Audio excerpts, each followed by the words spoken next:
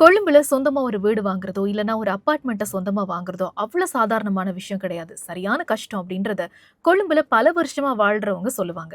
ஆனா, இது இப்போ தரவுகளின் மூலமாக உறுதி செய்யப்பட்டிருக்கிறது.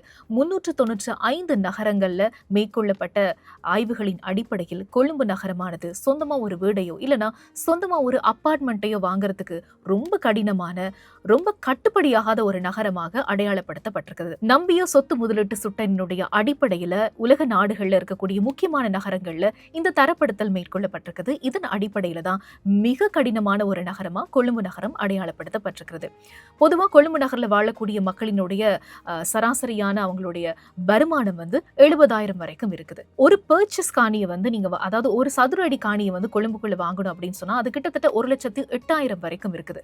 ஆக ஒரு மாத சம்பளத்தை முழுமையா செலவழிச்சா கூட இந்த கொழும்பு நகரத்துக்குள்ள ஒரு சதுர அடி காணியை கூட ஒருத்தரால வாங்க முடியாத ஒரு கஷ்டமான ஒரு நிலை ஏற்பட்டிருக்கிறதாகவும் இந்த தரவுகளினுடைய அடிப்படையில சொல்லப்படுது. அதே நேரம் ஒருத்தருடைய வருமானத்திற்கும் வீடுகளினுடைய விலைக்குமான விகிதாசாரம் 55.1 காணப்படுது. இந்த விகித அதிகரிப்பு தான் இப்படி கொழும்புக்குள்ள சொந்தமா ஒரு வீடு வாங்குறதுக்கு சரியான கஷ்டமான ஒரு நிலைமை ஏற்பட்டதுக்கான மிக முக்கியமான காரணமாகவும் அமையப்பட்டிருக்குது.